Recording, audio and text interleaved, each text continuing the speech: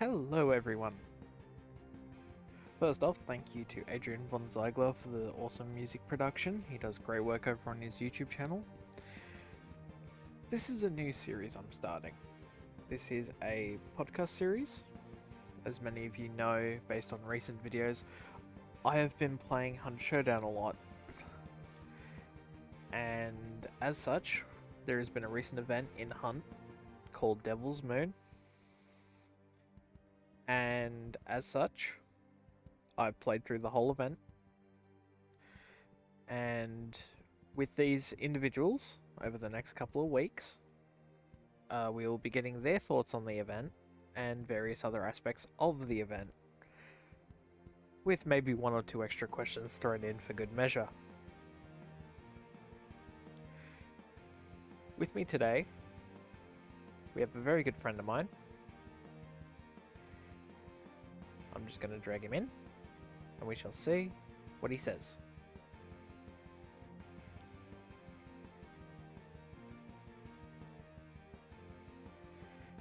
Hello? Hi. Okay, so first off, welcome to the AHA debrief. Please let the viewers know a little bit about yourself before we begin. All right. Well, I am Ballad0707, also known as just Ballad. I am a Twitch streamer, a variety streamer, and with me I have my little co-host of the stream, my pet bird named Dio. You might hear him in the background a couple of times, but I'm trying to keep this as calm as possible so he doesn't interrupt too much. No worries. So, how long have you been playing Hunt, just in general? A couple of years now. I got myself quite a, not a lot of hours. It's not my only dedicated game, but I've been in it for a couple of years now. No worries. So, you obviously played a fair chunk of the event, right? I'd say like a decent portion of it. I wasn't there at the very start of the event, but I definitely had a decent portion. Okay. What were your thoughts on some of the event-specific traits that were there? Um, well, the event-specific traits were interesting, to say the least. Definitely unbalanced in certain aspects. Um, but they were fun. They changed up the game in a way that was new and refreshing. And now with them gone, it's like we're sort of getting back to regular broadcasting in a sense. Yep. So, were there any sort of traits in particular that sort of made it seem like, I wouldn't say unbalanced, because none of them were. There were some that you could argue were unbalanced, but they didn't impact the whole server as much as the additions to certain traits did. I'm talking traits like Fire Eater and Death Cheat.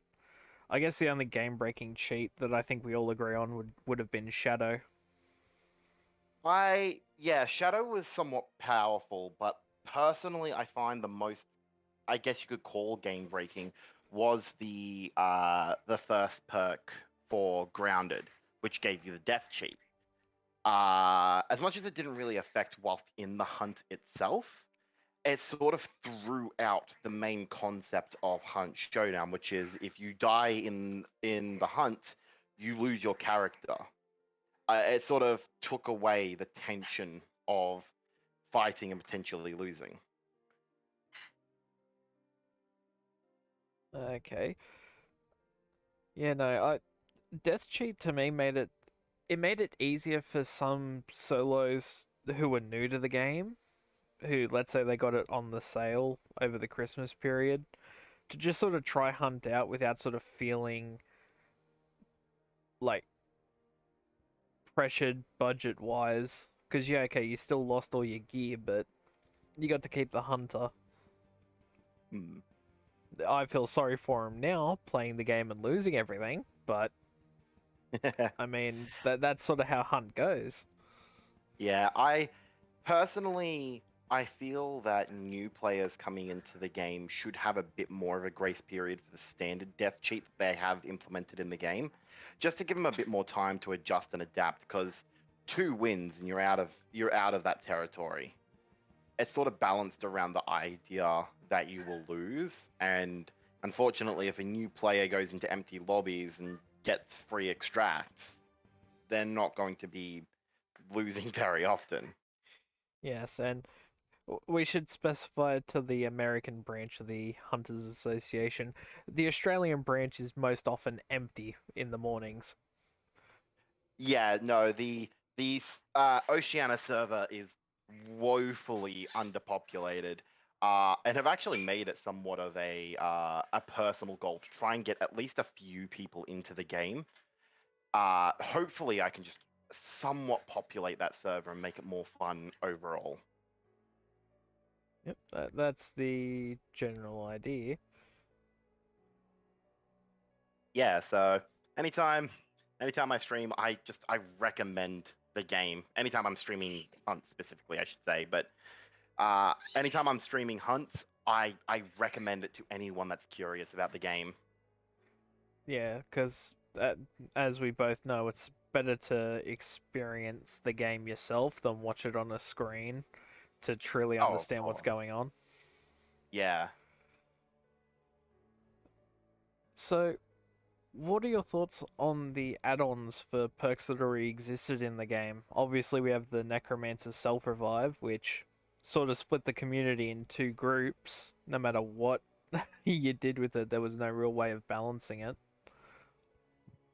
I think some of those add-ons for perks were interesting, to say the least, when they were introduced. It definitely changed up how the game was played, specifically, as you say, the self-revive for solos, which I think was just incredibly imbalanced.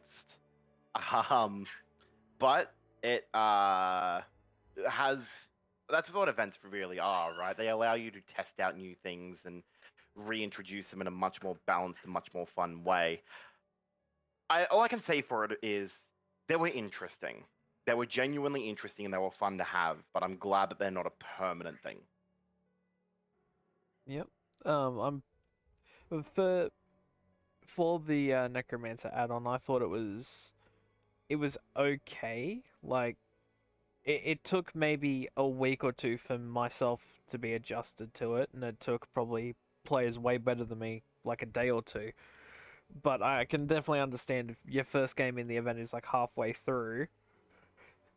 I can understand it feeling like you've just jumped on, like, say, an American server or a European server where they burn you as soon as you go down, and you're like, why are they doing that? Yeah, no, the Oceania server filled with Australians, we tend to be quite a fair bit honourable to, I guess you could say, an unspoken code. So the idea of having to burn people and trap their bodies while they're down, like, no, I don't like to rely upon doing that because I feel like I'm sort of just ruining someone's game should I happen to lose the fight and then they've now just got a dead body. I'll burn a body if I have to put that pressure on, but I don't like it to be a go-to. Yeah,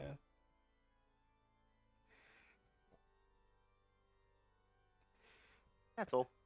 no worries. Well, obviously there was resilience where if you were part of the Lunar trade, I believe it restored you to full 150 HP. Yeah, that one was interesting, especially in combination with how Luna's first trait went, by making it so that your first down wouldn't take a health bar, which personally I kind of like that one's first perk, and I would like to see that in some sort of fashion within the game itself, like as a permanent trait. But of course, the balancing around that has to be taken into consideration. But Well, that'd only yeah, work once per game, sort of thing, and maybe like you have to keep rebuying the perk I because it wouldn't think eats up the of perk when you use it. Because I'm just yeah, thinking of I ways to balance it. Because if you keep it on, then I think it personally should only be one use per hunt, but I don't think you should have to keep reusing it. like rebuying it, I mean. There is only a certain amount of trait points that you can get per hunter, assuming that we don't find extra ones out in the world. That means that you have a somewhat finite currency on your character to improve their stats and improve their chances of survival. To constantly go out of your way to buy a perk that you may not even get to use during that game would be somewhat frustrating, I believe. So I believe one use of it, and then it deactivates for the rest of that hunt. And then you can, the perk is still there, so when you get into the next hunt, you have that extra little safety net. I reckon that might be balanced enough to make it so it's not frustrating for the people playing, and yet it's still a worthwhile perk to have. Yep.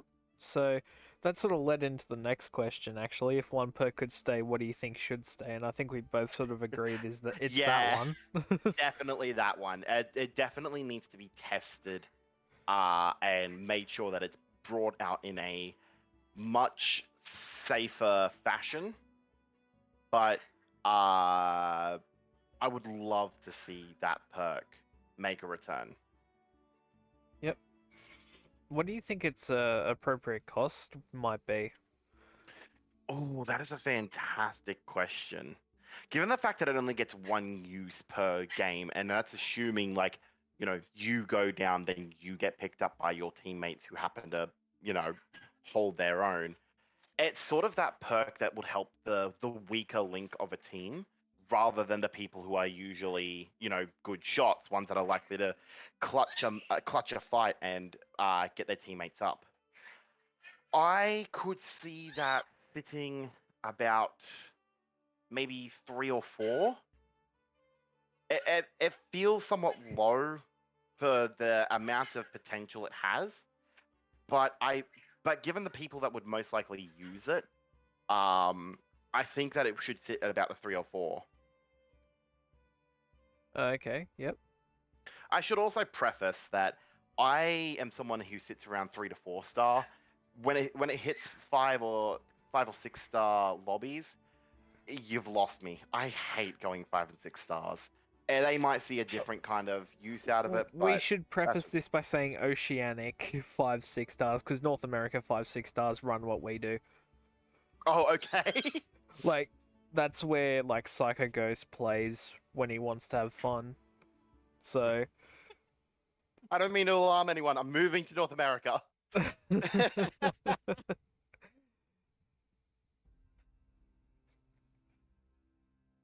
But yeah, Ah, Oceanic 5 6 stars is where you get your cane snipers that you often see in high 6 star elo everywhere else. We see them at oh, 5. yeah. It's awful. You peek your head out, and then suddenly 3 people with Mosin Nagant have already shot you in the head. Yep. Although, if you were a solo and you had sort of self revive, you could kind of use that to sort of bait them in closer to get a loot in.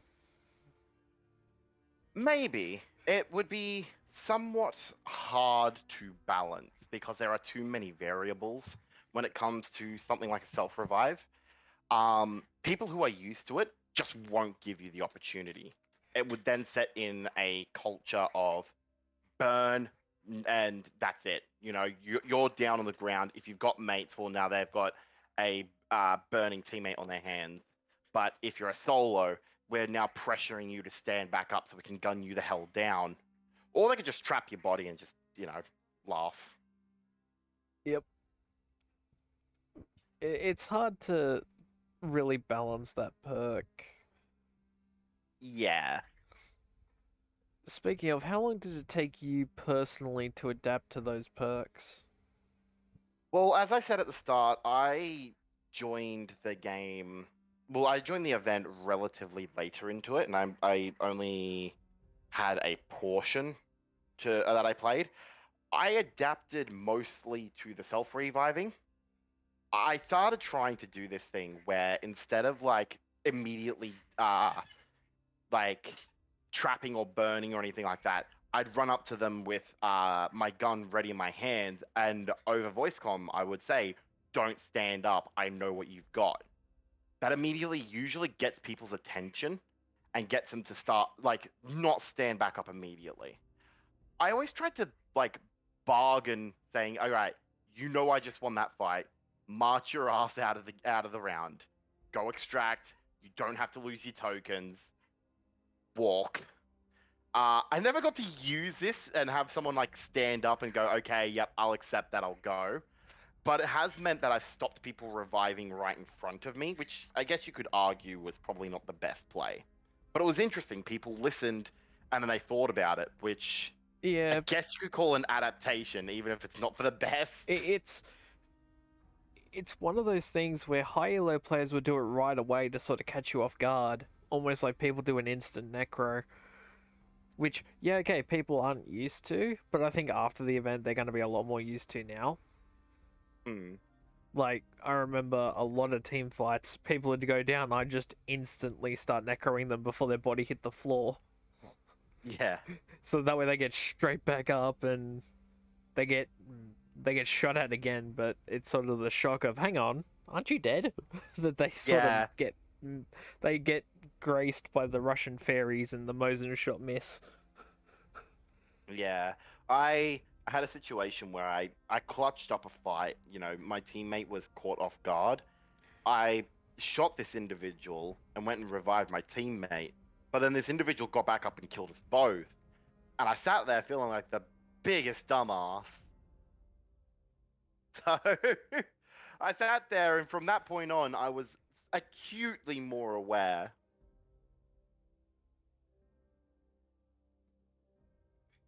Yep. So in regards to that, obviously the event brought in a couple of weapon variants and a brand new weapon. Did you ever get to try it out, or I did. I got to try out a few of them, and now that the event is over, I've got to play them some even more. Um, they are interesting, to say the least. The Lamat carbine, as soon as that was announced, I was just hyped. I was extremely excited. And then I got to try it and I felt justified in every single way. Um, the Springfield Crag is interesting. I haven't had much play time with it, but what I have played feels nice. The Martini Ironside can eat my ass. I don't like it. I'm sorry, anyone that likes the Ironside, but it covers too much of the screen, and I am one anxious man. I'm sitting there thinking, oh, they could be in that little spot there that I can't see, and then I'm playing differently in a way that I'm not prepared for. yeah, I will argue it sort of favors a right side peak more than a left side peak, which, Mm, as we know, left side peaking has been a huge issue in Hunt for a while, like shoulder peaking, and you see the full hunter while they only see your shoulder and maybe an yeah, arm. yeah, So I can see the Ironside being their way of going, you like running long ammo? It has the damage of the Martini. It's really good. It has a magazine. It's really good. But you can only right side peek with it. yeah. I see that as sort of their way of being like, we know this is an issue. Here's our first step at trying to curb it just a little bit. Which is fair, but for me personally, I dislike it. I tend to not. I didn't even really know about the right side peak favoring. I can fully believe it, and it's not even unique to this game, but it is definitely not something that I have personally experienced or have even noticed. So it just felt like an unnecessarily big thing on my screen. So yeah, I don't like it. Uh, It's unique, it's interesting, but I don't like it. yep. Um, Obviously the Crag with me, it was sort of. I like the fact that they released a minor hotfix to buff its damage slightly. It now does 124 as opposed to, I think when they first announced it, it did like it did like carabiner or centennial damage, which was like 120. Right. So Yeah. So a slight they little buffed buff. it slightly, but it now actually will. It won't. It will actually body tap. Actually, I've been body tapped a couple of times by it. If you are missing a bar. Yeah. No, I think the gun is just it feels nice to use. I don't know what it is, but all the carbines in that game make me so happy to play. Like I'm an officer carbine fan through and through. Don't get me wrong, I'll use long ammo any day of the week, but the carbine is something I will occasionally come back to and just have fun with. And now knowing that there's the The version for the Lamat, Lamat, which has a yeah, shotgun underbarrel, so you can survive close range. yeah. And it also sort of leads into the reason why I like I believe it's pronounced the Berthia. It's French. I don't understand the exact pronunciation. The Berthia is technically a carbine, not a rifle. And I'm sitting here thinking, okay, apparently I just like all carbines. So there you go, carbine fan. All right. Well, speaking of that, with you trying the carbine, did you notice anyone trying new playstyles with these weapons? Um, a little bit with the Lamat carbine, not so much the others. They just felt like, long ammo superiority. It's just another couple of contenders. You know, it just felt like long ammo in a long ammo world. But the Lamat carbine was interesting. It had the capabilities of short to medium range with just its compact ammo, but the shotgun made it very fun. Of course, with shotgun choking, it is about the length of the barrel that determines how much the buckshot will get choked. And when I realized that after seeing the Lamat carbine, I was expecting it to be rather well choked. And sure enough, when we got into it, I believe it was as choked as a Caldwell rival, which is pretty good, and gave a lot of options for wall penetration, kill finishing, and just otherwise being a rather scary addition to what it already feels like a satisfying weapon. Yep. So we've spoken a little bit about the weapons. The most I noticed with playstyles was people understanding that Quartermaster was a really good perk if you wanted to run long ammo, Yeah, Quartermaster and is always good for that. in doing that, they had to make the choice: do they go dual uppercuts and have some survivability close range, or do they bring the Sparks pistols and just, if they get pushed, try and fall back? Mm. Not many I people used to do that before that I noticed, but since the I started seeing more and more of the Crag, I've started seeing people like do that a lot more often. Yeah. Personally, for me, I when I use the Lamat carbine, I don't want to take Quartermaster because my secondary go-to is the Sparks pistol. It gives that extra long range option, so that way you can just at least contribute to the long ammo game in a long ammo world. Um, but as soon as they get in closer, it's a switch to the primary weapon. They are now in your territory. Yep, I can definitely see that. So, speaking of, when it comes to like the playstyles that we often play, what were your thoughts on the Inferno wildcard? When I first saw the Inferno wildcard and loaded into that world, I was in awe. Watching plumes of smoke billow into the sky, seeing the map look burned out, watching like an orange glow on the horizon was fascinating to me. I loved it. I think it was amazing in terms of a visual standpoint, especially. Yes. And we even have our own inside joke in our branch, calling it the Aussie Christmas, The because Aussie Christmas. because it's our fire season over here. So It really is. Oh, it's. I was going to have plans literally yesterday, the day before recording this. I could not go out because the temperatures had reached 39 degrees Celsius. I live on the coast and it's yes. 39 degrees Celsius. Speaking of that huge thunderstorm we got the other night, had a fire warning all around the ACT. Did it really? Yep, Oh like no.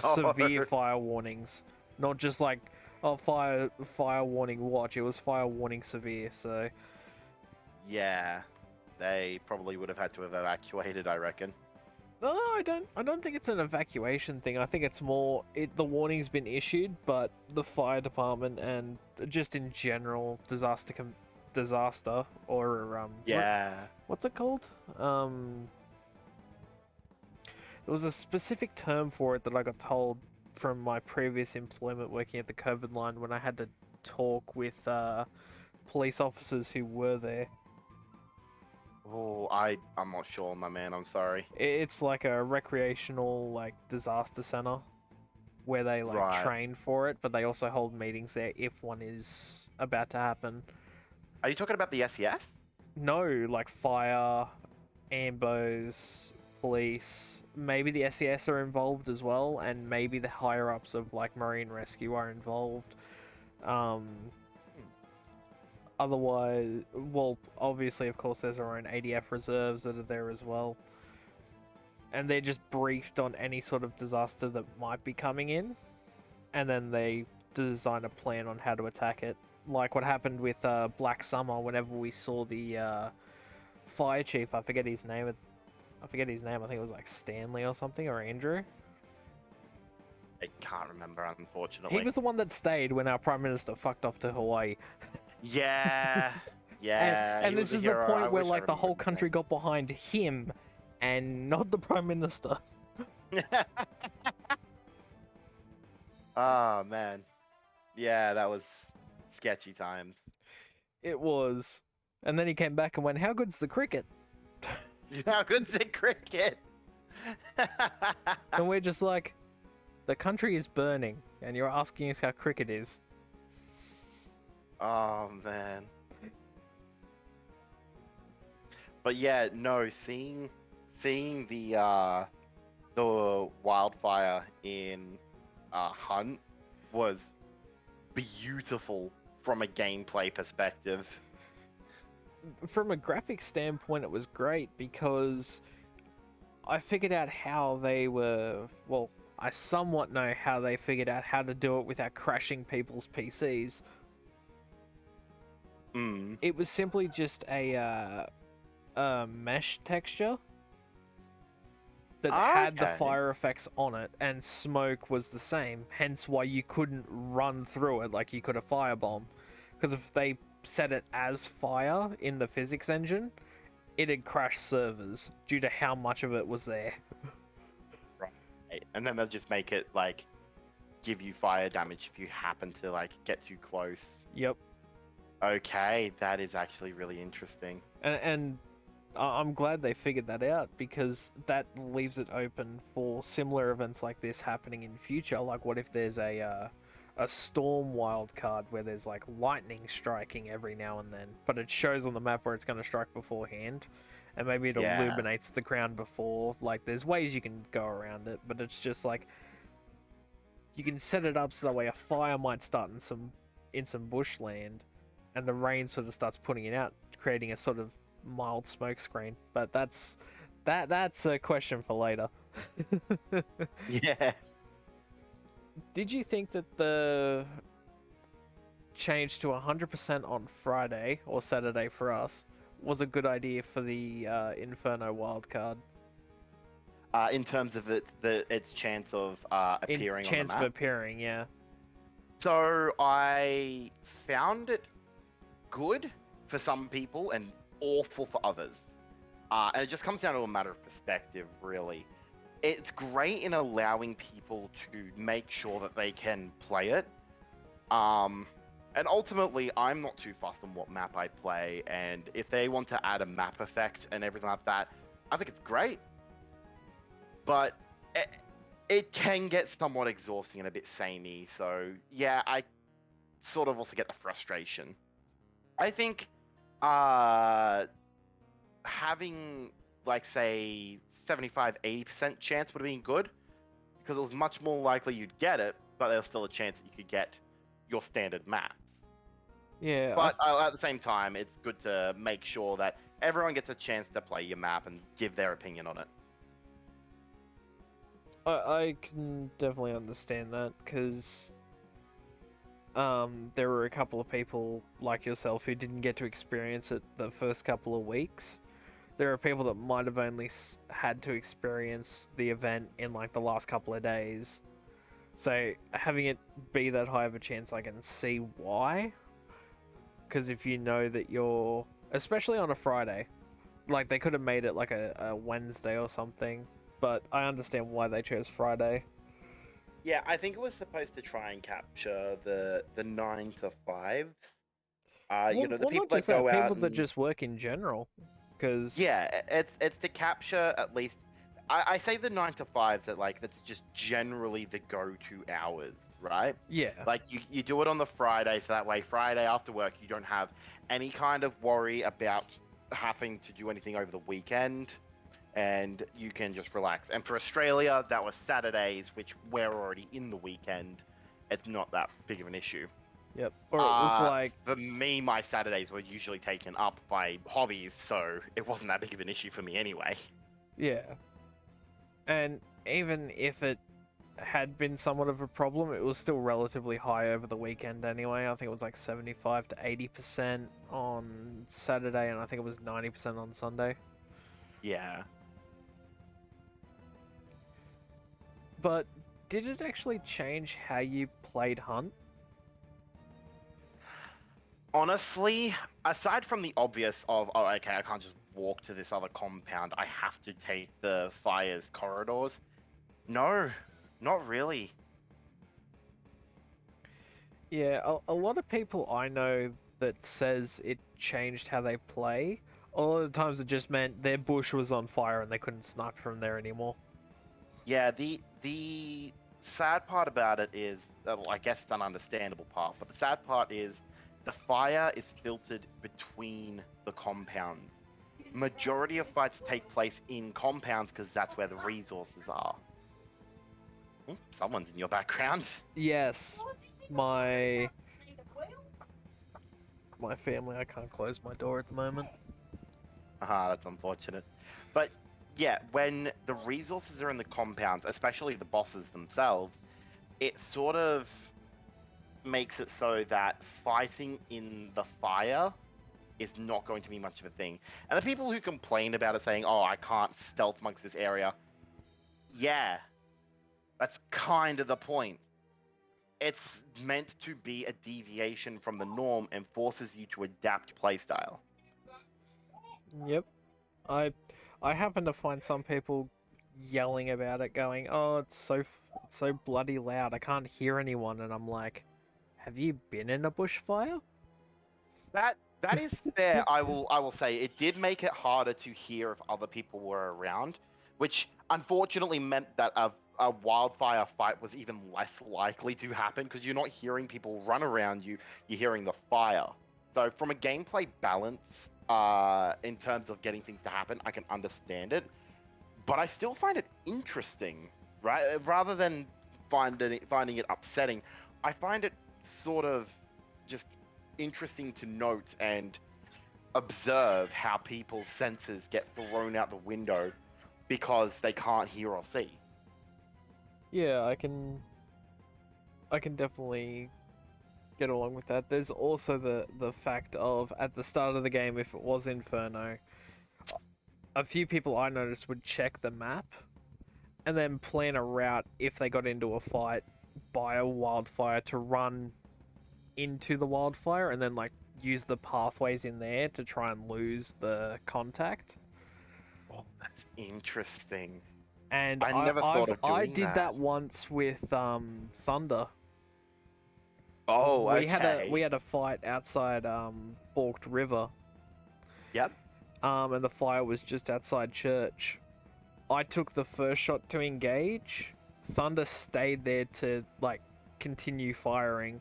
I ran around through the fire to get behind them, and they didn't even hear me or suspect that I was there. That's so cool. I wish I would have seen that actually. There's the clips in the server, I believe. I will be looking at that afterwards. Yeah, I'll reply to it and ping you. Nice. So if you had the choice, would you like the Inferno wildcard to have stayed in the game, even if I they think lowered the chance to like 10%? I've been thinking about this actually, and I'm I'm gonna go on a bit of a tangent here, a bit of a stretch from the original question, but I think yes, it should come back to the game, obviously with a chance to happen. What I think is that, it should be all the weather conditions that happen should be a wild card event, right? I reckon it could be something like a 50-50 chance for a wild card to happen. As an example, right? There's placeholder percentages. But then when the wild card happens, it flicks through. It could be something like Inferno. It could be fog. It could be. I heard that there was rain maps in the past. I never got to experience rain maps, but if they were to make a return, uh, you could add them into the wild card. But Hmm. on top of just having a wild card event, I reckon it should be given to hunters before they fully load into the game, so that way they can adjust their loadout. There is a genuine frustration when you take something with a marksman or a sniper scope and then you load onto a fog map. You've just thrown extra money at a gun for longer range, And and you get punished for it. and then you get punished for it. I'm stealing a page from Rainbow Six Siege's book here because they semi recently introduced attacker repick. Because why would you send an unoptimized team to take out this group of individuals? You would choose the right people for the right job and bring the correct tool sets to the table. I think that should also be considered for Hunt Showdown as well. There's no way that someone would look out their window and go, oh, it's foggy. I think I might just take my sniper rifle today. No, they would take the sniper scope off the gun. They would choose a loadout that better suits them. They would. Sorry, Bird is definitely being clingy right now. That's alright. Um, they would choose to go a route that is more uh effective for them, and I think that should be available to everyone. So that way, you know, you are getting sort of thrown into a weirder situation, but now you're a bit more optimized for it. Yeah, I I I I can see where that's going. My only concern with that is if it goes into a night map, if you're allowed to just repick everything, you're gonna end up with so many dark skinned hunters running, not dark skin, but like the actual The ones that outfits, would blend like in Weird more to the Sister, dark. Fearless, Turncoat, yeah. Um, I mean, an easy balance would make it so that you could only choose which hunter you send in, yeah, right? You you choose set the up. hunter, and maybe you load into like an arsenal or something, and the arsenal Yeah, is maybe instanced, where it's like you pick your weapons there, sort of thing. But that's sort of like that involves the Crytek team delving from their priorities already. yeah. But yeah, Um, it would still reward preparation by having those hunters backed up, but at the same time means that you can't change absolutely everything about your kit or even hire new people. You would do that before you start loading into a game, and then you would figure out if you got a wildcard event. yep. Um, a way I pictured it is almost like I don't know if oh would that work? If it's like a dice almost, and now that obviously in law Mr. Cherry is gone, but I can imagine Mm. if the next individual were to come in law and sort of help out the AHA, if they had a dice that depicted the weather and you saw like a small animation of them rolling it and it had, let's say for example, the more weather events we have, like you've got dawn, dusk, fog, night. You've got the Mm. serpent moon night, which is was more greenish in hue or more yellow. Yeah. Then you've got inferno, and then rain maps obviously as well. So that's a seven. Let's say for example they added uh let's say for example they added three more weather types over the next couple years. So you have a balance of 10, and he or she rolls a d10 die, and whatever it lands on depicts the weather. Yeah, it could be something like that. Where it's like, yeah, okay, the server's already been picked, but you, the player, don't know what the server is yet. I was thinking something a bit more like tarot cards, right? Like, because it's a wild card event. Oh, yep. So, yeah, we've already got the cult of the whatever it was called, the cult of the moon or some shit like that. They would happily do something like tarot cards. So to be like doing a wild card, uh, before you do the tarot reading, and it tells you if you're going to get your wild card event or not. Oh, yep. Like you pick a preferred wildcard, and then it gives you a certain thing, or More just of like that would be the sort of idea oh yeah, of depicting whether the wild card would actually be in play.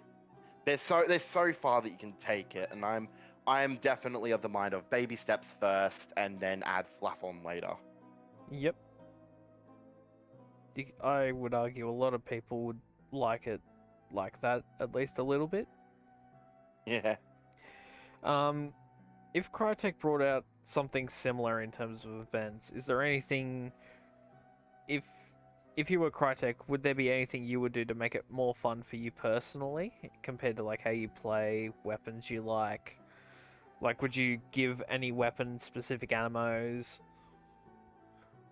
Okay, so when it comes to events and the gathering of event points, Crytek seems to have learned that slowly walking up to your event points and everything like that, say like the Serpent Moon where they have the baskets of serpents, that was frustrating as shit. And they learned not to do that. They made Because it you so that you get could just shot walk halfway up. up. Yeah, and then in the off chance that you know you the snakes felt like they just hated you that day, they'll just poke out and start biting you.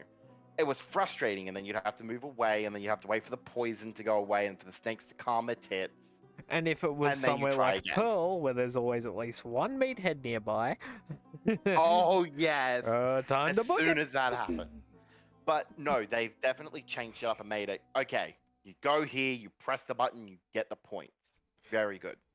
One thing that they did do good in the Serpent Moon is the ability to get more points from burning them. I think that should be a more consistent thing, right?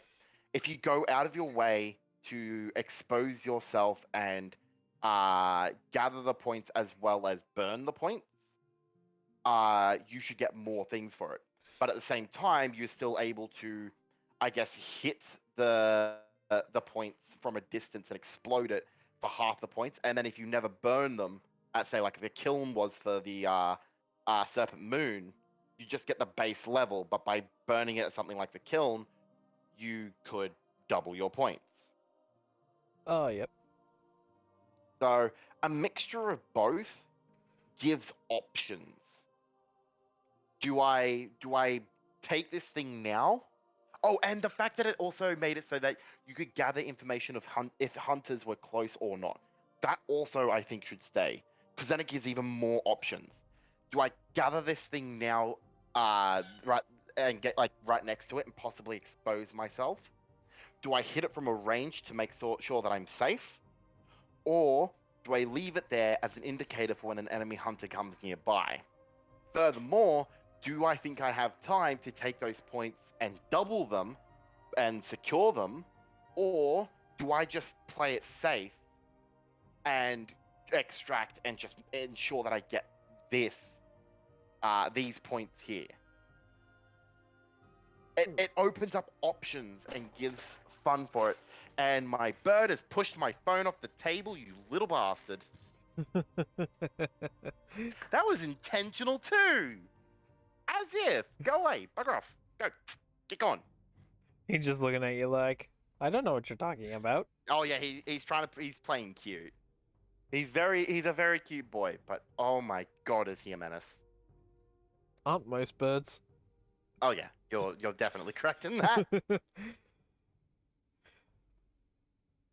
I can definitely see the one thing I would say, like I've joked about like an April Fool's event where they give every weapon, every variant, and every ammo type just for a day, and just watches Oh, no. people complain about the meta being broken because you have Winfield, Marksman, Spitzer, and it's just you just watch as people lose their minds, and then at the end of April Fool's, you just upload a video going, "We got you, didn't we?" Oh, people would actually cry. The only downside to that, I think, would be the fact that an update like that could easily get data mined, and the amount of work that would go into it. By the time someone finally downloads that kind of patch, the day is already over and they'd have to uninstall it and update their game again. So I think for a week, it'd probably be a bit more like actually viable for a game with, Oh yeah, you know, but like the whole idea is like maybe it starts on April Fool's and it finishes like maybe a week later. Yeah. well week 2 weeks, Yeah. I think it'd be funny. I think it'd be hilarious. and to But make it even funnier, make it be a silent patch as well. So that way it's an event, sure, and you get like regular event rewards like blood bonds, you know, maybe a legendary skin or two, and you're playing your favorite gun and you're like, hang on, the Carabiner's not meant to have Spitzer. What the hell? Wait, Carabiner sniper? What? oh man, that would be hilarious to see. That I kind of really want to see that now. And then like leave it for the data miners to find in like a pre-patch. So yeah, okay, there's new weapons coming in, but all right, they could be developer weapons. They could be like developer kit things. Like we don't know. No, they will 100% assume that they are coming into the game. Oh yeah, but they did the same with the 44 Magnum in Battlefield 3, which was suppressed with a laser sight on it and a red dot sight. It's only available to DICE employees, as is the camo that they wear on their soldiers. Yeah. Yeah, no, I reckon if you add that much stuff, people will assume it's coming to the game. What they could really, really gaslight their audience. Like first time for the one, like they'll put it in the game. They'll do it for one April Fool's, yeah, and then they leave it in the game files and go, oh, haha, April Fools, you data mined all this for nothing, tee hee hee, but they leave it in the game code. And then say come like a Christmas event. Yeah, it goes for like a week, because then you've already got everything downloaded. And it's just a flick of a switch. Yep. Yeah, I reckon that'd be funny as heck, and people will just lose their mind, and then the developers will just be sitting back raking in all the response from it. Oh yeah, like I can definitely imagine, like especially in Oceania because of how like try hard some people are. Oh, they'll try and metagame it, and they'll be like, "There's an Avtomat with poison running around. How do we beat that?" You don't. Run away. Take range fights. Yeah, no, his buddy's got a Lebel sniper with like high velocity. What do we do? Because high velocity doesn't lower damage like Spitzer. Yeah. And I think it actually, its multiplier is slightly higher than Spitzer as well. Yeah, I think high velocity is supposed to be like a bit. It's supposed to be like faster than Spitzer, but Spitzer keeps its Damage damage over and penetration. distance. Yeah, and its penetration especially. Yeah, it's a mix of high velocity and FMJ. Yeah. So, in some small relation to that, if they were to do another event similar to this one, would you rather they have a battle pass like the Inferno event had, or an event that is sort of free for everyone and relies on good press to bring new sales in?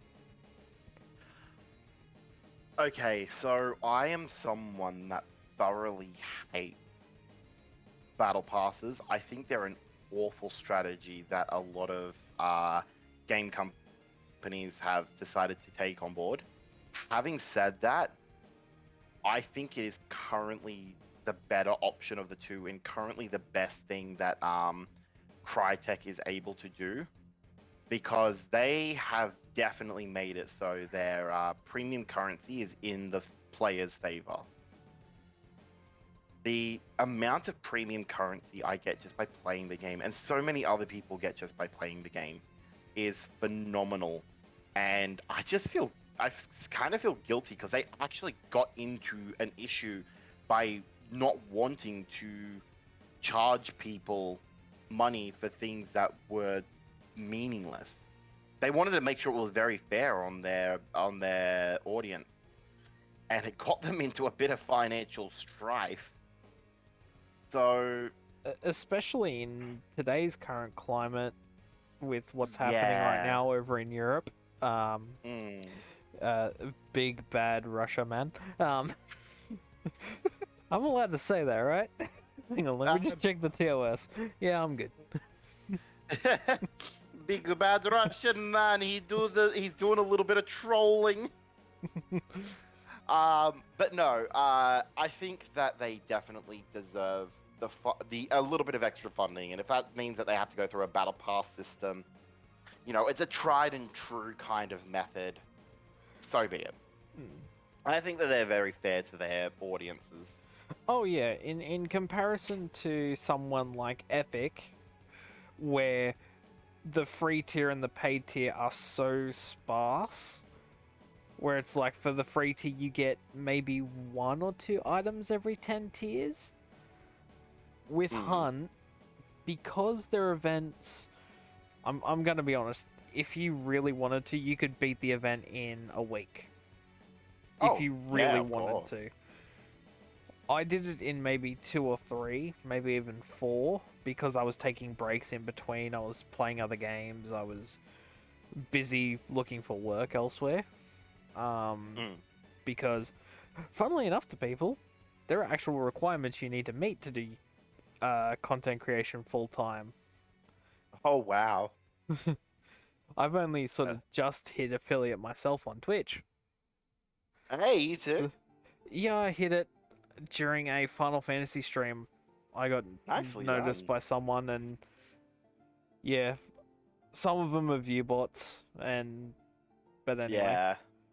Yeah, no, I hit affiliate, and I hit affiliate because like I wasn't leaving people alone. Like anyone and everyone that I thought could have been slightly interested, I was like, "Hey, look what I'm doing!" And then they clicked on because they were slightly interested, and then a lot of them stuck Overwatch where around. you dossed my name. I said Ark. Yeah, I know, but like you dossed my BattleNet name. Oh yeah, yeah, that one was not. Yeah, Sorry, Ark. I meant to plug my stream. Sorry, That's right. You plugged me. Sorry, everyone go be Ark's friend. In the only way I'm comfortable with. Distantly. In a way that is PG-13. Everyone be my friend. By social distancing norms.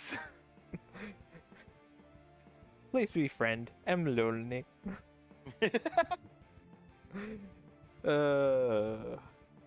That's too true for some people. Anyway. Yeah. But yeah, no, I think a battle pass is necessary for Crytek at this point. and there is not enough. The current state of the game, I don't think that some sort of free event would be enough to bring in enough people to make them survive. Yeah, they did that with I a Halloween event. Um, Yeah. and yeah, okay, the hunter was cool. I'm definitely not going to fault the art department. The hunter is definitely cool, but with that badonkadonk sticking out behind cover when you're trying to crouch and try and heal and Nick gets shot, yeah, it's happened to me more than once. Oh no. Running hunter just getting nitroed in the fucking ass. Go to the guy's profile. You got me. Which is why I think we don't see her that often. It's because the dress goes out too far. It improves morale. It's a secret buff. Yes. If the next event was free, however, but in return it does what most free battle passes do and asks you to spend an absurd amount of time grinding, would that be better than a microtransaction event? Because I noticed in Inferno you could actually buy tiers, so for enough money you could just buy the whole event. No. The idea with microtransactions is that it allows people who don't have the time to play the game to catch up, or otherwise just aren't able to keep up with the player base, to be able to at least put some distance in the battle pass. By making it so that there's an absurd amount of time grinding, all you're going to be doing is isolating those people who aren't as motivated, and those people will just go away and do other things. Especially when new concept weapons like we've seen in this event are on the battle pass. By putting it behind so much grinding, it's only going to be your more dedicated, sweaty players that put in the time to play them. And if those weapons tend to be better, or otherwise just wildly different, it's going to change how people play and push others away even further. There needs to be a balance of how much time goes into each level, but microtransactions also allow for an extra way. And when it comes to the sweatiest of sweaty people, they're just gonna buy up to what they can afford, and then grind the rest of it away because that's what they want to do. By making it harder, you're just only hurting yourself, basically. Yeah, and I think that's something that thankfully Crytek, because they are so close to the community through their partners like Psycho, like Vombus, like a couple others, that are able to talk to them directly as players themselves. We all know Psycho's in it for fun, and people like Vombus are a little bit more serious. They tend to run snipers a little bit more often than Psycho, but they're two different sides of the hunt player base. People that play hunt for fun and people that play hunt to win. Yeah. I'm definitely in the fun side, but Oh, the I think people, everyone in this server is. yeah, but the people who are in it to win are the ones that you have to keep an eye out when it comes to something like the amount of time grinding slash microtransactions to an event. But if I had to choose between an absurd amount of grinding versus microtransactions, I think I'd just take microtransactions. Honestly, I want to have fun. Yep. I don't want to feel like I'm constantly headbutting a brick wall. Yeah, that's. I definitely agree with you there. And considering in the last 2 weeks I've put. Well, last 2 weeks I've sort of stayed off hunt. I've gotten into games like V Rising and Zomboid and a couple others. I thought you were playing V Rising. Yeah, I'm playing it with Thunder at the moment, but Yeah. when it comes to hunt, in the time I've had it, it's sort of taken over my life in a sense. I've got like nearly. Actually, let me pull up my hours exactly. 1,356 hours. You got more Uh, than me. and my first achievement was unlocked 25th of March of 2021. So I've only been playing the game for under 2 years. Get this. I just checked my hours. 500 hours flat. No deviation, no point, nothing. 500 hours in the game. Yep. I kind of like that. It feels like an achievement. Oh yeah. And I like how in the server, another guest, which might be on in future, Misguided, put up when he had 1,000 hours and I was on like 1,200, and I'm like, that's cute. Rookie numbers. Yeah, I normally don't put this amount of hours into games. Like, I have to really like the game for it, and that just shows how much I love Hunt Showdown. You have to either really like it or be addicted to it. There's a difference. as My you answer have is yes. as you have stressed out over enough. I have, but my answer for Hunt Showdown is yes. Do you want to run Sparks pistols in each hand? Yes. Yes! So, in relation to the weapons, do you think this might be a Stalker Beetle situation? Where we see them after the event for like 4 to 6 weeks and then everyone just goes back to the regular Mosin, Sparks, Labelle? Or do you think we'll see them more often? I had you and I both know that I had to check with you to make sure and double check that we were definitely thinking of the same thing. I looked up online people's responses. People were in both camps. Some people saying that it's a waste of resources and shouldn't be in the game because it's so useless. Other people saying it's too powerful and is ruining the game and shouldn't be there, and it's awful.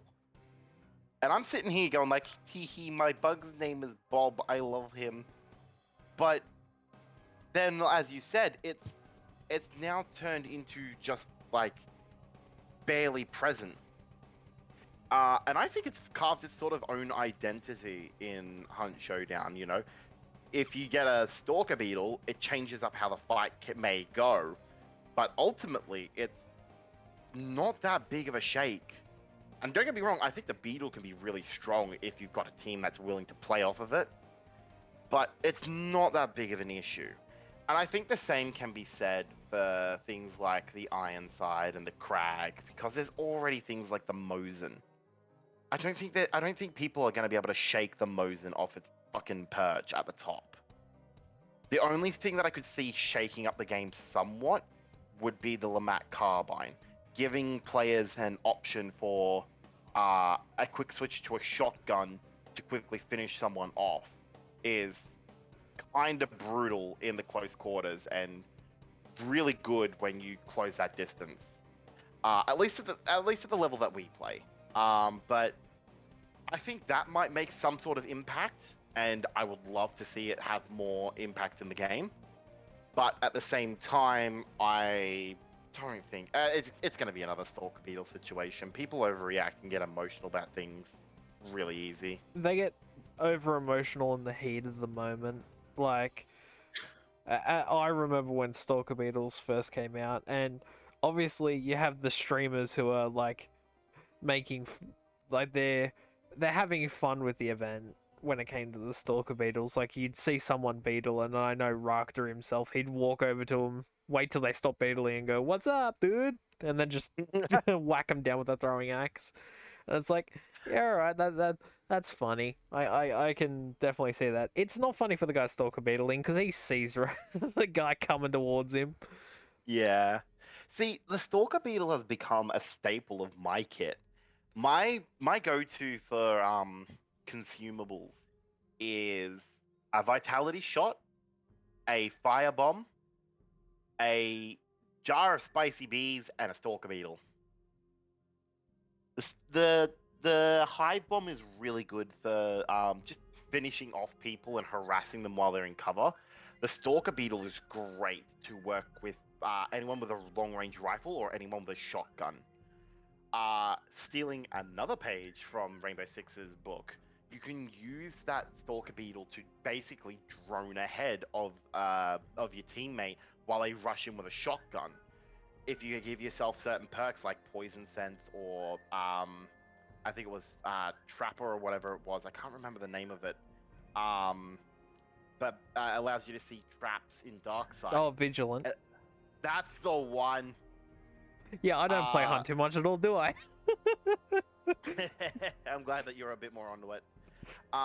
It means that you can give that information to the person, and that way they can act properly, and it means that they can disarm it calmly and safely. Because you're also droning the room to see if they've got eyes on them. Couple that with what is that?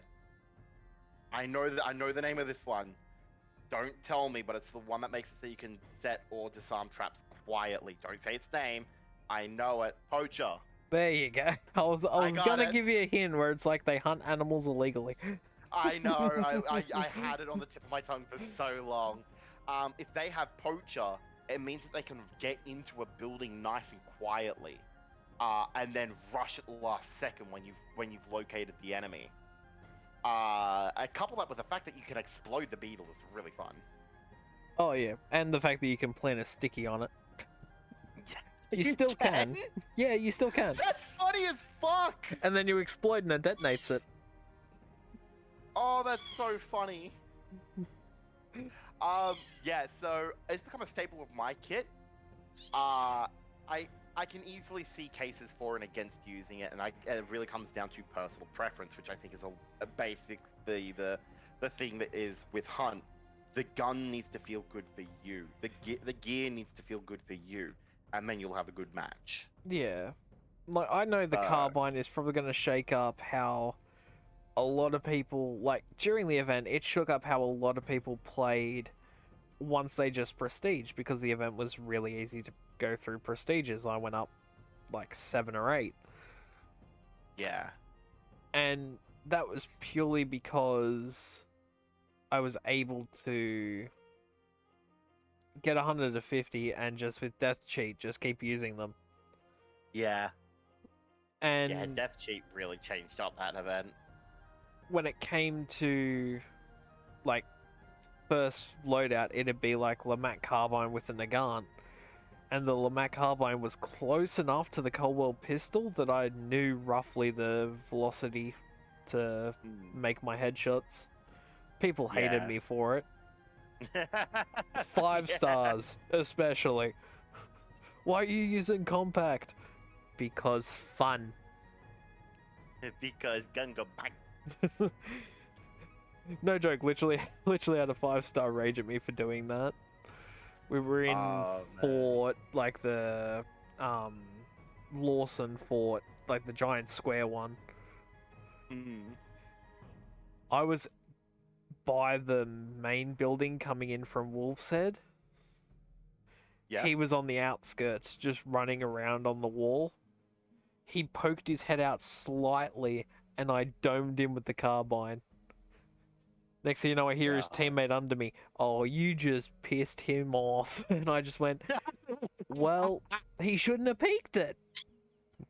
Shouldn't have peeked. You want to be friends? And he went, we can be friends. He doesn't want to be. And I went, well, if that's the case, I'm going to have to burn him because, well... I'm not trusting him. I'm not trusting myself anywhere near him. Long story short, guy got a sneaky necker off, and he didn't down anyone. The guy I downed me and my teammate. Oh no. But when I flicked through spectators, I saw other people in this server were in the game. So I messaged them. And I said, here's what they have, here's where they are. Get him. Oh no, they were a boss. They had to wait for them to come to him. Oh, and he's just like, yeah, we were there earlier. We heard the shot and we hightailed it. And I went, you bastards. That's funny. Anyway, on to the next question. Would you rather Crytek use the events to signal a new boss coming, like As the Crow Flies? Or would you like to see some events like this one if it kept the player base up? I want to see another event for a new boss. And I've been thinking about a new boss that changes up how the game plays while still keeping the main identity of Hunt. For the longest time, people have been wanting the concept of an open world boss. I started brainstorming it, and thought about how it could work. I think you and I went back and forth on this a while ago. Yeah, I think we might have, but I've really sat down and thought about it. So you're loading into a game, right? I think it should definitely be only allowed to happen on maybe 2 boss maps, just so that way if it's that big of an issue, you can just bail from it, because it might be a bit unbalanced. But hey, you know, the developers might just say, haha, get in there, motherfucker. As some developers are known to do. That some developers are known to do. The area, as soon as you step into that boss's territory, should feel like a change. There should be a tone shift, an atmosphere shift, and it should feel like you're in that boss's area. From there, no AI.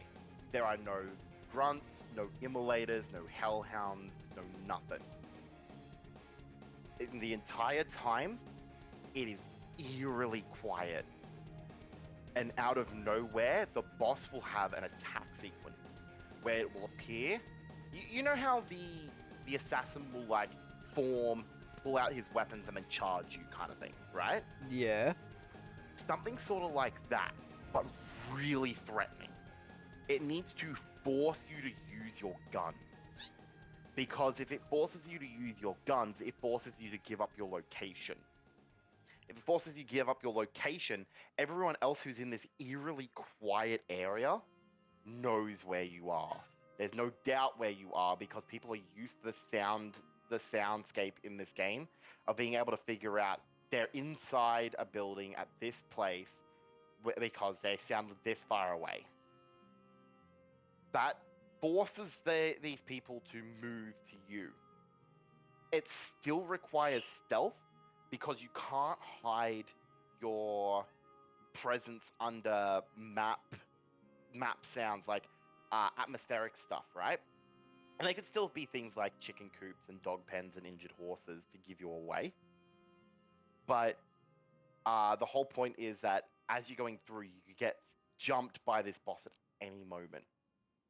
The idea being is that anyone that's there will get attacked by the boss's attack sequence.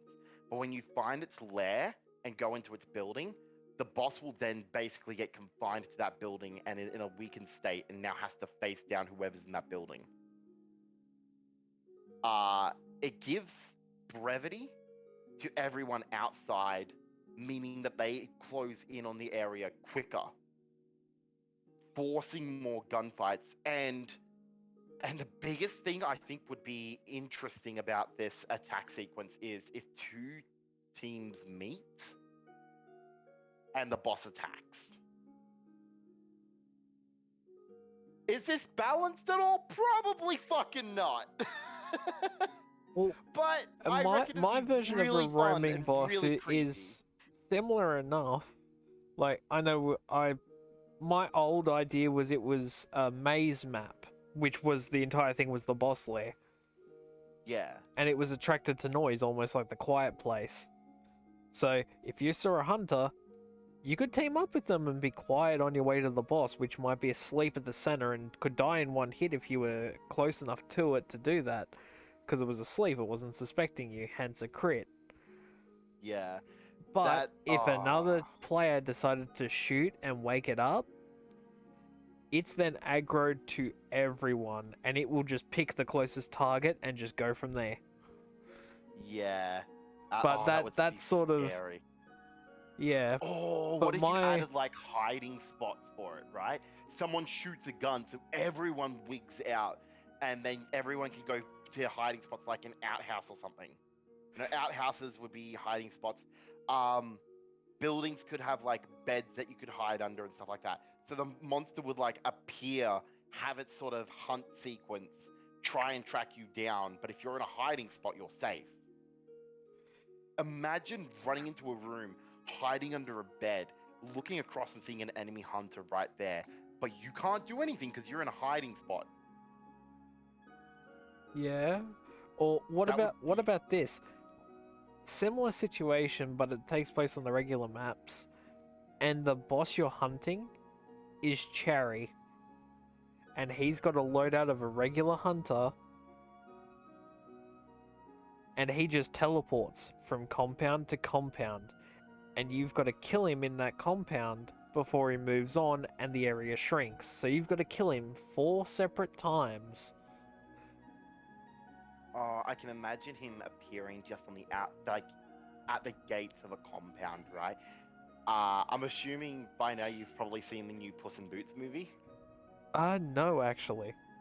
Okay, but do you know the iconic whistle that the Death Wolf does? Yes. Something sort of like that. It's like iconic to him. It's iconic to him. You hear it, goosebumps along your goddamn body. You know who it is. You know what's about to happen, and you need to buckle down. Bring the scary back to Hunt. Let's be scared again. But here's where it gets interesting.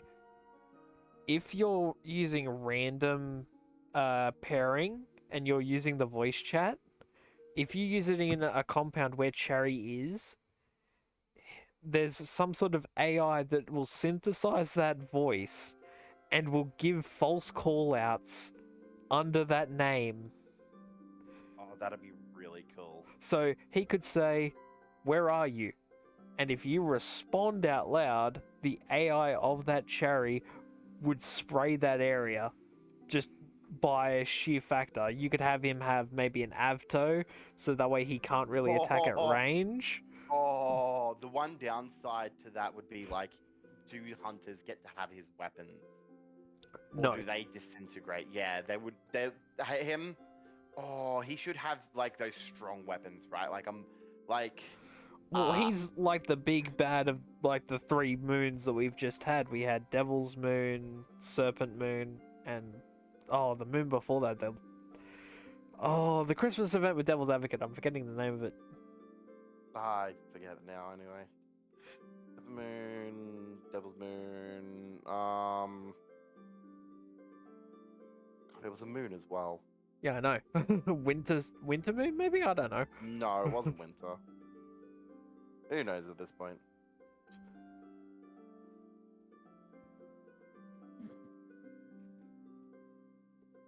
Yeah. But yeah, that's sort of my idea. Anyway, if that was based around an event, do you think it should have live tweaks? Like, let's say, for example, in this event with this boss, people found out that it was a little too off balanced, like you use the regular weapon stats. So let's say, for example, he had a nitro, like he spawned with the nitro, and Cherry just one-shots you through 3 walls and there was nothing you could do. Do you then like lower the damage of the nitro to like only do like 75 damage for Cherry? Yes, like count it as a unique weapon? So yes, with a caveat, right? The idea that I saw with this event was that they were trying to free up resources so that way people could like prepare for the next big things coming to Hunt. I think that they needed to make sure that there was at least a small team dedicated to patching and fixing things up. Because not addressing anything at all is incredibly damning. But I also understand that you have to manage your guys, make sure that they have enough time to complete what they're doing. When it comes to crunch and crunch culture within the gaming industry, it is a scary real thing and it needs to be managed. So it's that work balance, making sure you have a good product versus ensuring your workers are well looked after. That's why I recommend like a small team that can do bug fixes and catalog that kind of stuff, while the rest of the team is able to work on the new stuff with less pressure. Thank you, Dio. But yeah, I definitely would want some patches brought out during an event, because leaving that in just leads to frustration and then player loss. Yeah. And of course, the loaded question at the end. If you were Crytek and money wasn't an issue at all, what kind of event would you be planning and what would you put in the event? I mean, I think I've basically covered everything I'd want. I'd want that roaming boss, uh, in the event to be its sort of highlight. Um, I would want the event points to have those options of gather them versus destroy them versus leave them there for information. And then afterwards, do I extract with them or do I burn them for extra points? Um, I think just solid, tight looking after the baseline functions is what will make an event good. And then the draw of a new boss and a new sort of style to the game would make the event fantastic. Would you include any new weapons that you might have thought of, or Oh, a new weapon. Uh that is a fantastic question, actually. I'm not too sure. I would say maybe Scottfield Carbine would be fun, would be interesting. I reckon a Scottfield Carbine might be an interesting concept to ponder over. You know, a simple kind of addition that probably wouldn't shake up the game too much. Um, Out of everything, if I was to add one cosmetic thing, I want to get a Scottfield Swift skin. God damn it, Crytek! Why isn't there a Scottfield Swift skin in the game? I love my Scottfield Swifts.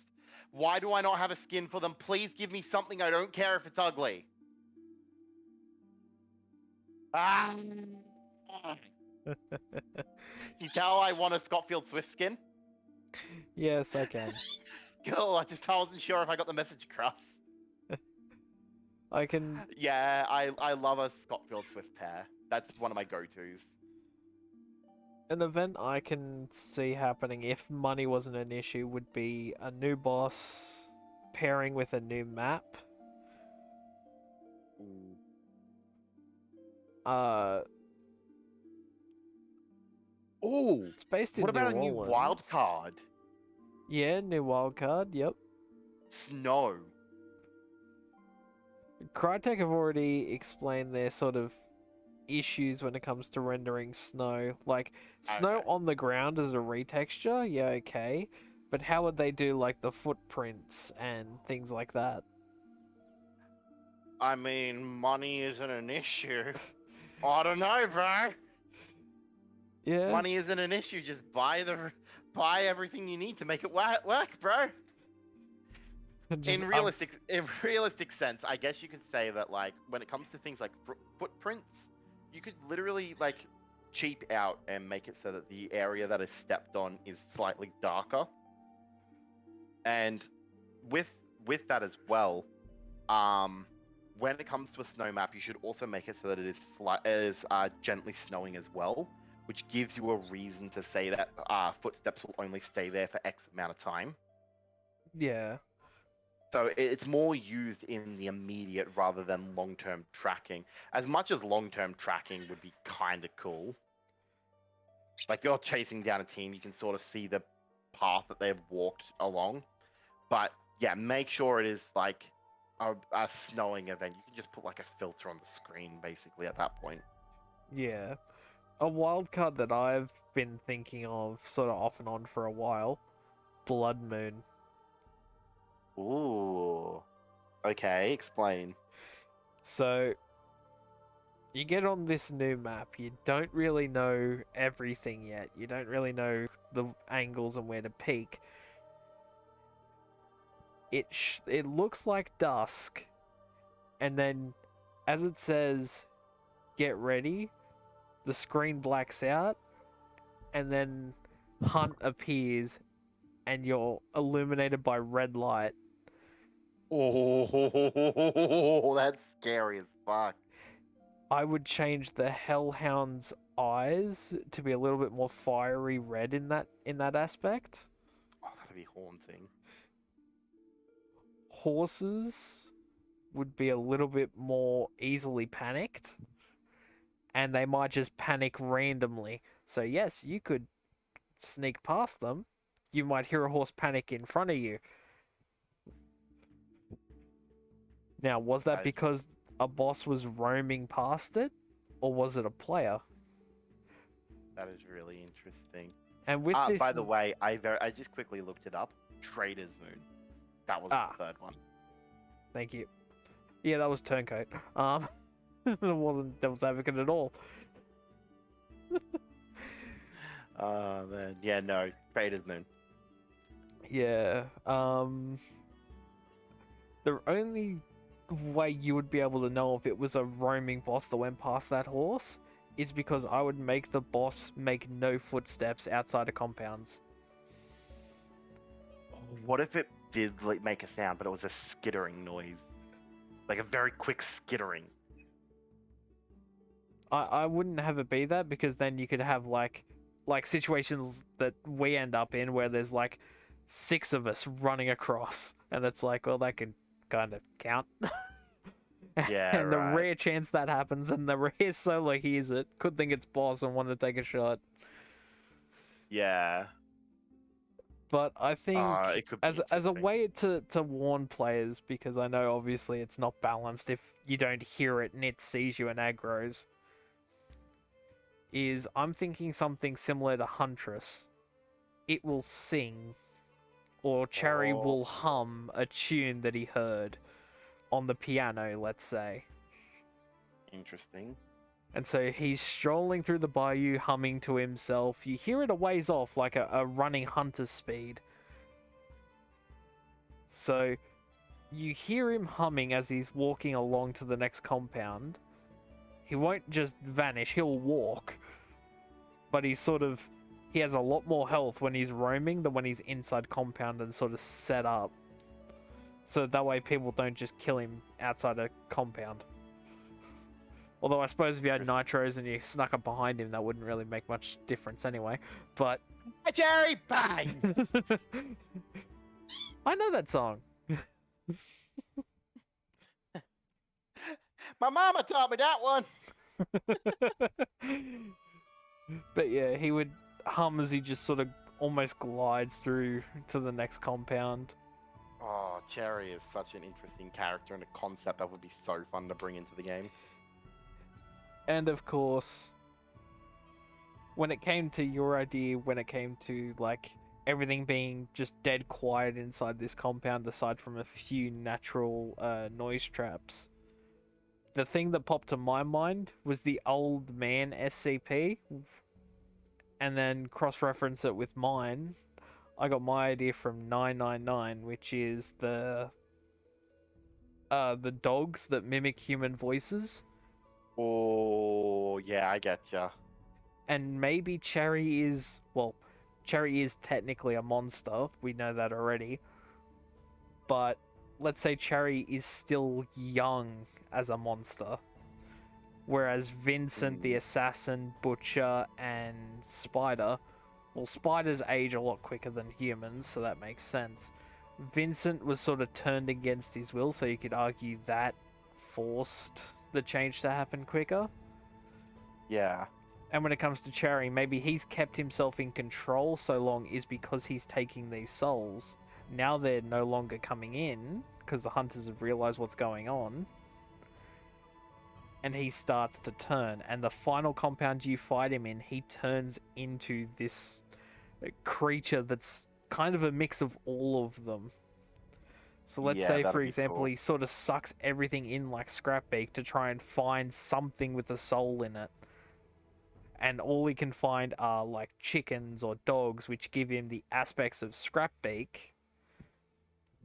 And let's say, for example, he doesn't have fire like Butcher, but he finds like a loose item laying around that he can swing, similar to Butcher. So the first 3 compounds you fight him in, you're fighting another hunter, basically. So it's sort of... Interesting. People that are good at taking out AI bosses have to change their playstyle to think, okay, it's a player I'm fighting. It's not just a boss. Because that's something I do quite a lot. And that I'm going off, what would be the worst fucking boss for me to run into in Compound? A human Hmm. boss. Fuck. And I'm not One that's talking like more, Spear of the one's that's the Church. worst monster of all. People. Exactly, you know.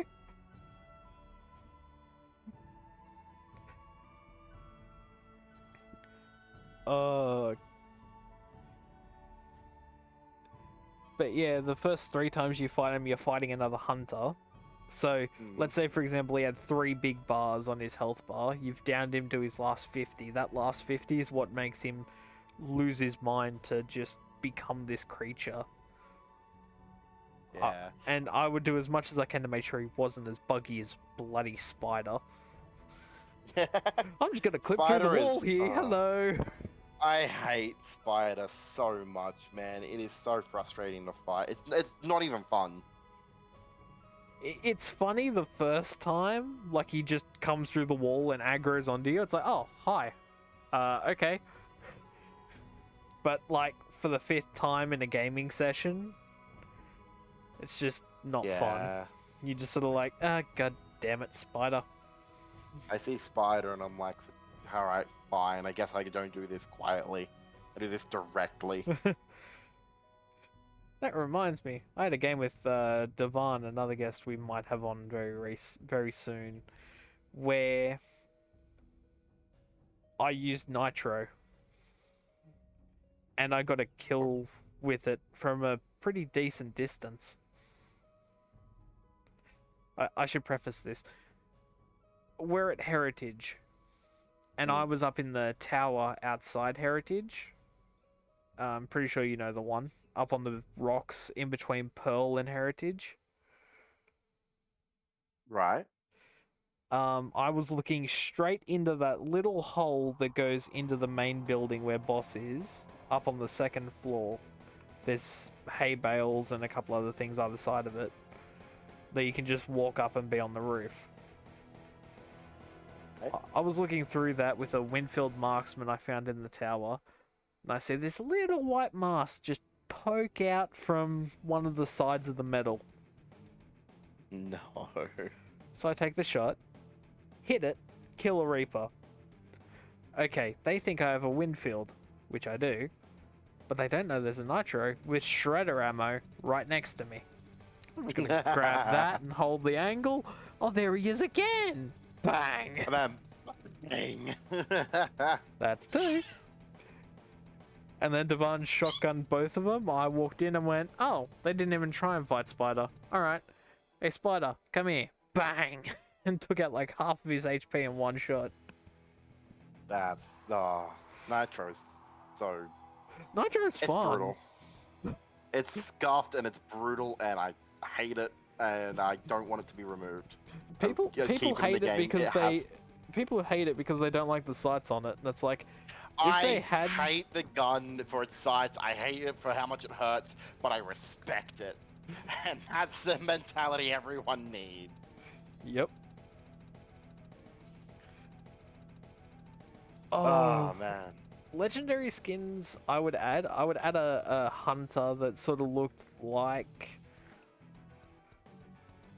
let's say, well, you're fighting Cherry 4 times, right? In my event that I'm dreaming up, if money wasn't an issue, you're fighting 4 times, 3 times per, 1 time in 3 compounds, and then the final compound is the one where he transforms. What if the hunter you have shows his transitioning stages and he loses a bit more of himself each compound? Could be interesting. You definitely don't want to give people a character like that looks like Cherry if Cherry is in the game itself. Oh no, as a boss. there'd be enough differences. Like for one, Yeah. Cherry's got a lot of tier 3 weapons. Why is this guy that looks like a white shirt shooting at me with a Winfield? Yeah. When it comes to the idea of a legendary hunter, I have been curious about the idea because they've added what is it, the soldier for a soldier from the Sergeant American Bridgewater. Civil War. Yeah, yeah, and he was from the North, whatever the fuck they were He called was again. from the Union. Yeah, Union. Yeah, so it's Union versus Confederates, right? You tell I study American history. Tee hee. We've got someone from the Union. I'd be curious about a character from the Confederates, and allow me to preface this. I am. This is regardless of like preference or ideology of like uh who you think was right or wrong within the Civil War. I'm just talking about this from like a historical standpoint. Because it's pretty much widely agreed that, you know, Confederates bad, Union good, la di da di da. History is written by the victors, right? But you could easily put someone like that in the game, uh, who is like a bad guy. We already have Monroe, who is a psychopath escaped from an asylum. Why not add someone who is a Confederate, who might be feeling like he could be someone's like, I am fiercely loyal to the Confederacy, blah, blah, blah, and this is like my temporary thing before I bring it back, and, you know, cool, interesting, somewhat compelling character. Or it could be someone that like hates his position and hates being a part of the Confederacy, and wears the uniform as like he is carrying his sins on his back, something like Sort of that. like a I know what I've done, but I'm not proud Yeah, of it. yeah, exactly. And obviously, given the time, right? I believe the time of 1895. is that when Hunt Showdown is set? Yep, because the Yeah. Mosin's in there. Yeah, I'm pretty sure you can tell I don't know much about American history. When was the Civil War? Uh, I'm pretty sure the idea was that the Civil War happened and 1850s to 1860s, I believe. I'm just gonna yeah. double check that before the American Hunters Association comes in and steamrolls me. Sorry, America, give us a few. Hold on. We're meaning all of this in the best of ways. Yes, let me We just love you. look at the timeline. So, timeline is 1861 all the way up to 1865. Hence the song When Johnny Comes Marching Home, Yeah. which became the inspiration for When the Ants Come Marching Home, Yeah. which is sort of like a Union tribute to Lincoln. Yeah. So it could easily like Hunt is set after the Civil War. You could easily have it be someone who is carrying the sins of what he did and what he fought for on his back. So people treat him like dirt because that's what he feels he deserves. And I can already see some people going like, "Wow, that's edgy as fuck." This is Hunt Showdown. It's all edgy as fuck. It's Even if exactly the amount of edge. we go along the lines of, you know, he's proud of what he's done, that he's served what he wanted to serve. 30 years have passed since then. Mm. Like, by now he's seen that, yeah, okay, maybe some of the ideas were wrong, but maybe he still has a few hardcore beliefs, hence why, This let's say, idea of like trying to excuse it and trying to be like, no, well, no, I no, wouldn't no, I say don't he's believe trying in that one. Only these things. I wouldn't say he's tried to excuse it, but let's say he honestly, let's say he, for an example, he's proud of the uniform he's wearing. He's proud of the rank he achieved in the Confederacy. Mm. But let's say, for example, maybe Bridgewater and him met on the battlefield and Bridgewater spared him. Oh, that whole thing where they're like staring each other down with guns and everything, but Similar to it's no Battlefield 1, where pointless. the German and the Yeah, Harlem yeah, Hellfighter are looking at each other. And yeah. in the And then end, they they're both both just just stop like, and we're both people. Fuck this. yeah. Oh, that would be But so fucking that would cool. somewhat explain why Bridgewater is continually injured. Like, he's Yeah. injured in, like, all his photos. He's a vet, sure, but why would he be injured 30 years later? Oh, that would be such a cool thing. Maybe he's What if the injured two had a because he mad took mercy on the enemy. And maybe oh that he brings this Confederate into the Hunters Association to sort of earn a good name for himself rather than the enemy. Yeah. Oh, that could still go both ways too, because like Bridgewater could have shown this guy mercy and then gotten his injury from that because he struck back, or it could be that the two are now mates and now They're this guy drinking who thinks he buddies has to. because Yeah, they they're they drinking both buddies. know what the other's gone through. Or Fuck it, we let's fight for throw it opposite on its sides, but we're head. just Let's throw it yeah. on its head. The Confederate guy spared Bridgewater, or set him Oh, free from being a oh. prisoner. Oh, there's so much potential for that and interesting storytelling, and really the stories that skirt the line and tell a brutal story about humanity are some of my favorites, and I Oh, would yeah. love to see that as a character. And let's get one thing straight here for the politically correct people of the internet. We do not support the Confederacy in their ideological views or political standpoints. Yeah, no, I'm Slavery not fully bad. aware. Slavery bad. That you should not do that to another human life. That's No, really we fucked up. stand by the United Nations Charter of Bill of Rights. Yeah. The 30 of And them. I also preface this with I've said it multiple times, I don't fully understand everything that happened there. I'm an Australian, so if this crosses a line, then just don't do it. No one really. The only people that really understood what happened are long dead.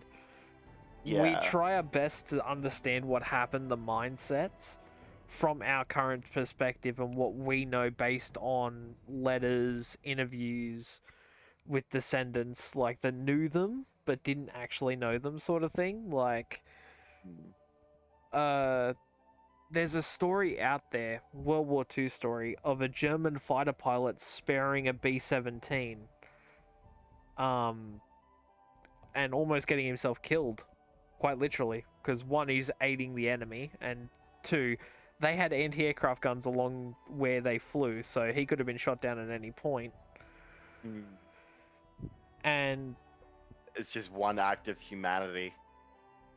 That's the thing. Time. It's sort of, it was up in the air for like 40 odd years before the British pilot wanted to know who was that German that flew up on our wing when we already like lost oxygen, we lost our tail gunner, our like ball gunner was badly wounded, like we were nearly dead, our engines were failing. Who was he that tried to save us and actually did manage to save us? Yeah, and man, the story of them actually meeting, it's on YouTube, I'll send it to you later. I want that, yeah. It was actually commented on. The reason the German pilot saved them, he lost his brother in a Christmas raid on London. And so when he saw this B-17, the enemy, but when he got closer, because he's like, they're not shooting at me. Why are they not shooting at me? So he got closer to understand what was going on. The crew were exposed to temperatures below freezing at such a high altitude, they had to sort of breathe in through their jackets, the air that was inside their jackets, to keep themselves alive because their oxygen tanks were shot out. Oh, no. And sort of, so he sort of understood then that they couldn't fight back. Yeah. And so that pilot actually never got the Knight's Cross in German honor because he was one off being an ace. That plane would have gotten him that cross. What a hero. So he gave up the cross and the recognition to save lives. And he had the chance, like he had everything to lose there and nothing to gain, and he still took the most humane approach. As he said, he may have never got the Knight's Cross, but according to him, he got something better. Nice. Fuck you. My heart. Fuck, this is a tangent and a half. Holy shit. It is. But all in all, we only managed to record for like an hour and 45 minutes. Way under the 2.5 that I thought it would be. But then again, for the beginning, I was sort of closed off and didn't really give my thoughts on some of it, but I figured Hey, practice run. with so many other people that I'm going to be doing the same line of questions with, my whole point of view will come across more than once. Yeah. Oh well, I'm the practice run. You'll do better with the next one. Fuck it. Podcast. Woo! Yes, this is the podcast. Well, AHA debrief podcast. Get it right. First episode. Give me some slack. Nah, not good enough. If you guys want to see more like this, let me know in the comments. Don't forget to do all the YouTube things to make the goody good chemicals start flowing. Yes, serotonin. Serotonin and dopamine. Yes. Otherwise, we blame Dave. Blame Dave. Come to the Oceania servers. I want to fight you. in game. If I may very quickly just remind people, I am Ballad0707 on Twitch. I stream 4 days a week, 2 till 6 Australian Standard Times. Please come follow me. I like friends. Yes, we both stream and we both plug each other every now and then when we play together. So if you don't like me, you'll probably like him, because everyone loves me. Well, I am a good guy. While I am very sort of closed off and sort of professional when it comes to these sorts of things, Ballad is the funny man. I like my ADHD just take over.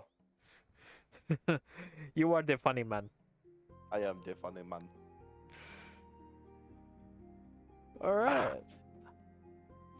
Well, I think that covers everything. So yeah. Alright, thank you for having me on. No worries. Like and subscribe, you beautiful bastards. There he is.